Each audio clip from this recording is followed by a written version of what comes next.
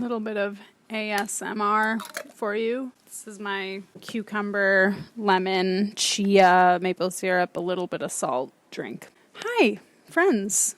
Welcome to the first installment of Confessions of a Sustainability Educator. With me, your host, Lauren. I'm unscripted here. I'm just going off the top of my head. This is an idea that I've had for about a week now, week and a half. I went to a wedding here in Italy, and there was a lot of waste and things that I could not avoid. And at one point, you just have to say, all right, there's nothing to be done. I just have to go along with it and do my best. So I thought, I struggle with this.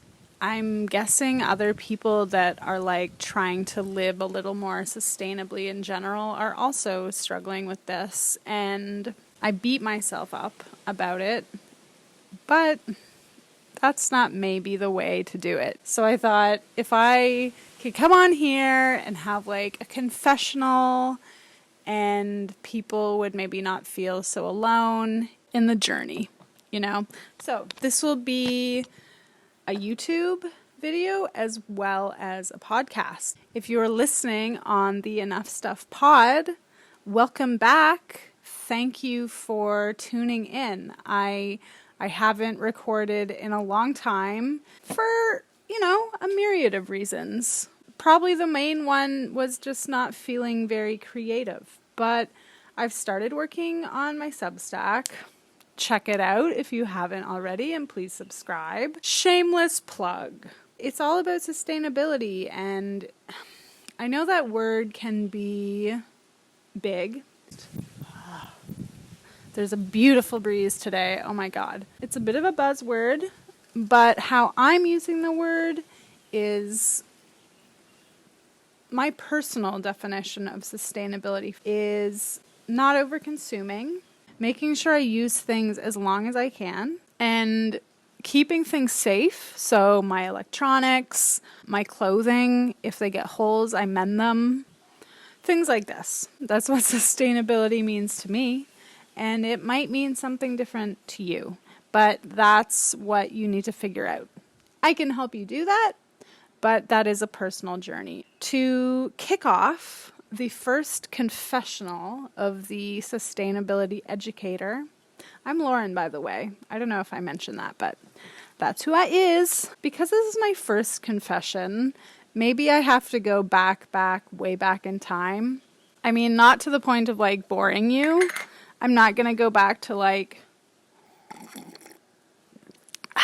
my birth, okay? I will go back a bit and say that when I was younger, although I had a very incredible role models in my life, my mom, who, I never grew up with paper towel. I honestly only use it at other people's homes. And this wasn't even something we really thought about. My mom just always had kitchen towels that she rewashed. My mom always thrifted. But here's where the confessional comes in. And I guess it's not a confessional because I was a kid and you don't know otherwise unless you're taught it, which I was to a certain extent. But not to the extent that I would teach my kid at that age. I loved Winners. For those of you who don't know what Winners is, it's like TJ Maxx. It's these shops that kind of have the overflow of other shops and the prices are good and it's all just fast fashion, But I loved going there and shopping. And so I was always getting new stuff. I had so much clothing. I still have a lot of clothing, but we'll talk about that in a minute. I had so much clothing and I always wanted something unique and new shoes. And as a young person, that was an addiction. I liked to stand out and I liked having unique pieces. I had many pairs of Converse, just a lot of stuff. So I would say that's a confessional.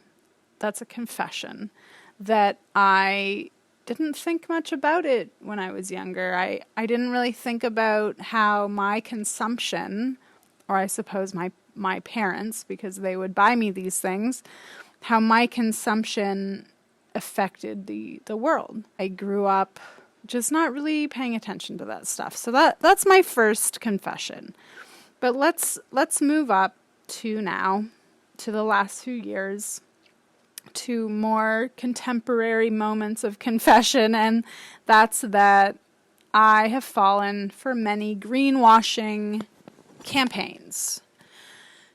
Not many, but enough. One big one would be buying like a special pair of cutlery to have in your car, or in my case, my pocket, because I don't got no car, I don't drive. This is a huge racket, in my opinion.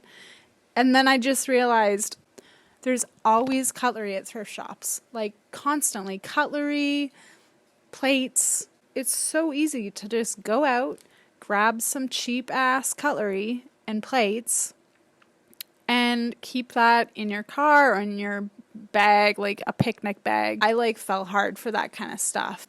I admit it freely. I'm not immune, because every time you fall for this stuff, it's a learning experience. You think about it and go, oh, okay, I didn't really need that, but here I have it, so I'm going to use it and give it a chance, give it a purpose in my life. I am haunted by the fact that in the kitchen, for example, there's so many appliances that we only use like once a month, and I keep saying to everyone that will listen, anyone that will listen, I keep saying, I wish there was an appliance that just did everything, which I understand there are appliances that do multiple tasks. That's what I want. I just want to minimize the stuff. Okay, so that brings me up to what? 2 confessions? And here's the third, and it's the most recent. And from here, I will be going with more recent confessions. Weekly, I don't know, monthly.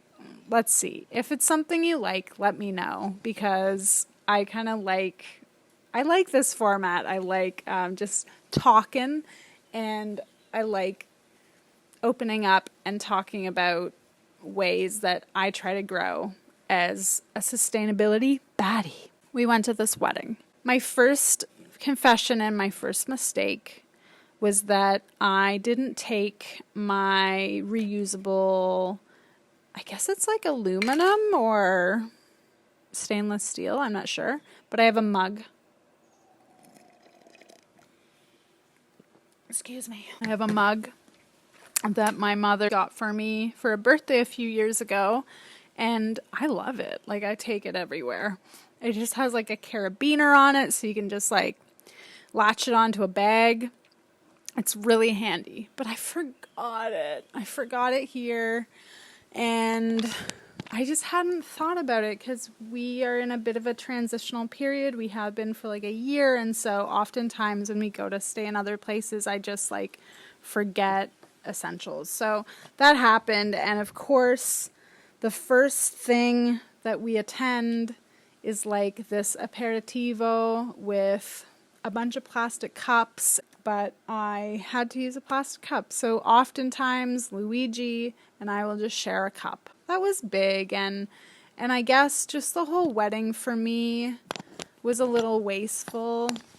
There were just things a lot of single-use packaging where they'd put little treats for the guests. And when we got to the venue, there was a buffet, and we just used, I think they were paper plates. And not that I'm gonna travel with a plate, but I'm honestly at that point in my journey where I'm just gonna bring a fucking plate with me and be here, look at what I'm doing.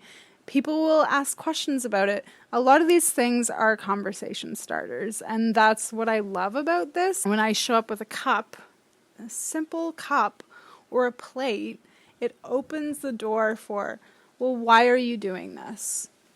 What's the point? Okay, well, let's sit down and talk about it. Like, do you have 5 minutes? Because it's actually kind of fascinating and maybe you'll learn something. Okay, listen, it's a confession, but it's also just me rambling and thinking about random thoughts I've had recently. And one of them was I had a girlfriend come up here to our place with her baby and her husband, so her 2 kids. And I had to sew a button back onto a shirt because my button fell off and needed that button. While baby was schnoozing, I got out my little kit and was sewing this button back on. And she looked at me and was like, well, why aren't you using white thread? Because the shirt was white, or that part of the shirt was white. And I said, well, I like to funk it up a bit. I want people to see that I've done this. She's like, oh, well, I wouldn't want people to see.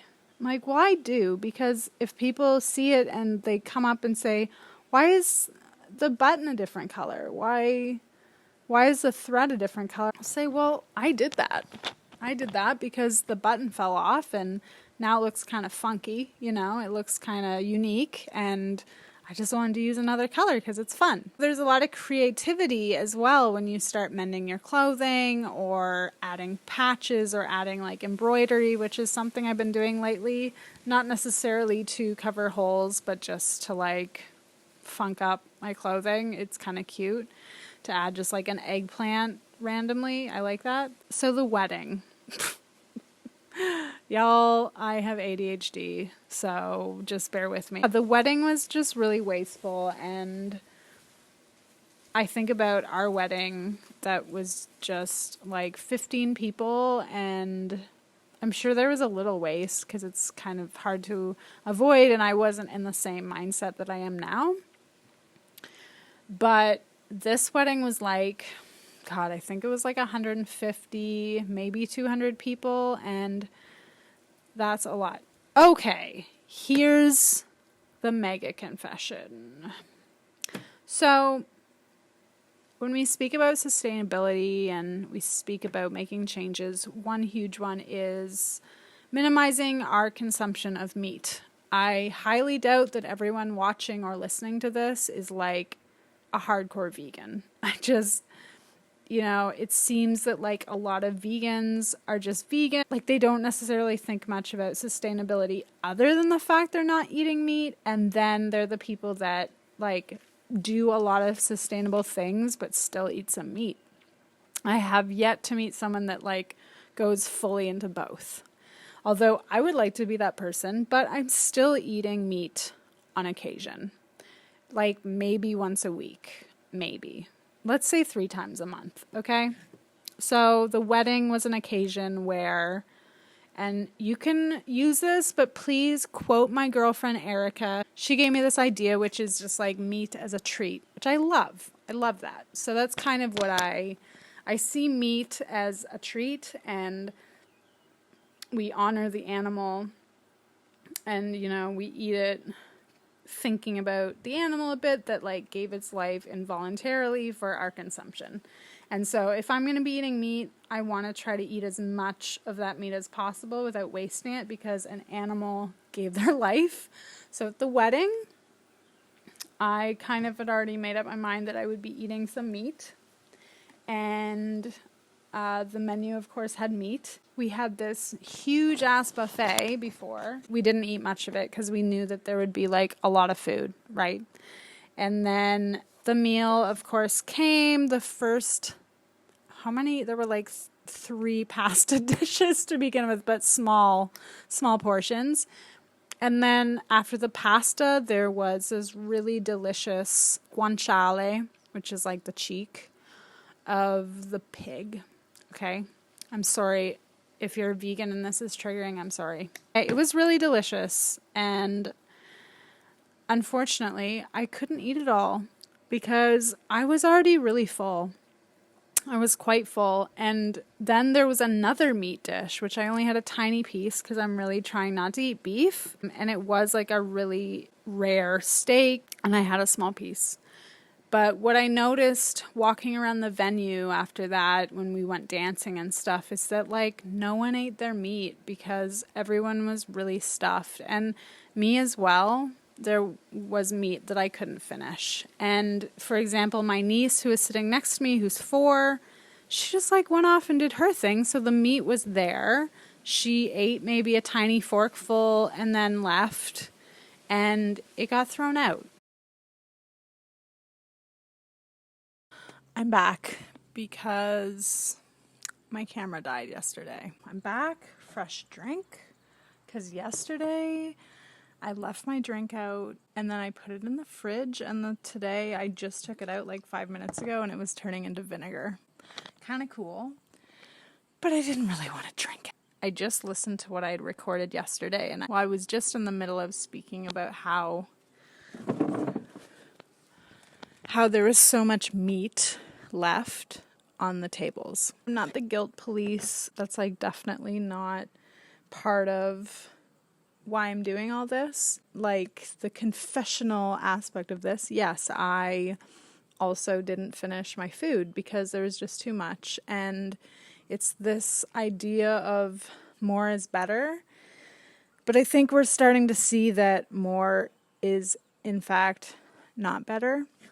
And it's wasteful, especially when we're talking about food, because food is just one of the biggest wastes on the planet, especially when it comes to meat and the fact that, I said it before, I'm just reiterating, that an animal has involuntarily given up their life for you to enjoy their flesh. I'm not saying this as like a preachy vegan, okay? Because I'm not. I eat meat. I had a minute to pause today, and I had another confession, which I wanted to add to the pile. Here, living in Italy, it's sometimes really hard to get away from single-use items. Like, literally just today, we got each like a little piece of pizza, and it came with like a piece of paper. So it's just like, I try every day to make an effort, but sometimes they're just things I want, and so I'm not going to deny myself certain things because they're packaged a certain way. Because it's not totally on me, it's not totally on us, the consumer. Yes, it's on us to minimize what we consume that is in plastics, also just for health reasons, because microplastics. It's on the company to make different choices. The technology's there. They just don't want to because they're all in cahoots with the oil companies. Plastic is derived from petroleum, so they all are connected. They're all connected. These companies won't... I'm just drinking my drink. Ha! Refreshing. These companies won't be changing anytime soon. And so it is up to us to boycott companies and make smarter choices. But that doesn't mean fully denying yourself of pleasures in the world. Being more sustainable and making more sustainable choices, it's not about feeling guilty for making a not sustainable choice. It's just about knowing that you can do better the next time. I have been talking for quite a bit now, and I'm not sure if any of it makes sense. Obviously, I did this unscripted, and if you like that, let me know. It was just kind of a stream of consciousness.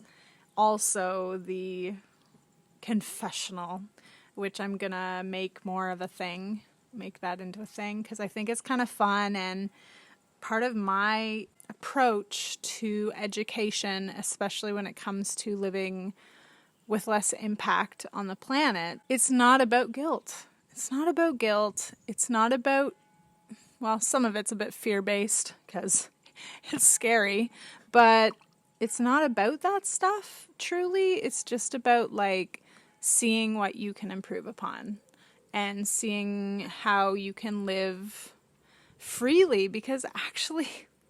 I'm just having an epiphany. But living more sustainable is freeing. It's freeing because you're not encased. You're not trapped by having to be a certain way, present a certain way. You don't get sucked into all the material aspects of this life, which those things are causing the waste, and those things are causing the over-consumerism. So it's really just like a freeing lifestyle, I guess, in the end, just like being happy with what you have and spreading the love, because sustainability is love, because it shows that you love the planet and you love the people on the planet and the animals on the planet who really are the masters of the planet in a way. Without many of them, there'd be no us. Just showing respect for our surroundings. So I'm gonna wrap it up with that final thought. I've said this like 3 times, but if this is what you like, let me know. Subscribe, because I want to do this more often, kind of sitting, talking into a mic. Why do we love people talking into a mic? It's cute. Just like having a cup with you and kicking it. So you can also find me on Substack. Oh, no space on the memory card. Fuck. No space on the memory card. So, second interruption. It's okay though, that happened. So anyway, just to say that sustainability equals freedom in many aspects, and I'm just excited for you all the hundreds of you, this is my wishful thinking, to join me on this adventure. And yeah, like I said, this will be both a podcast and a YouTube. You can subscribe to my podcast. I'm going to be having some guests on and just do kind of thoughts like this. And I'm on Substack. I'm writing pretty frequently on Substack. You can find me there, and I have a channel on Instagram, so you can find me there as well. And I just can't wait to guide you through this new chapter in your life, this new chapter of awareness, of waking up to some injustices, but like you can change stuff in your life. It's really exciting. So thank you for joining me. Hope it all made sense. And I will see you next time. Thank you.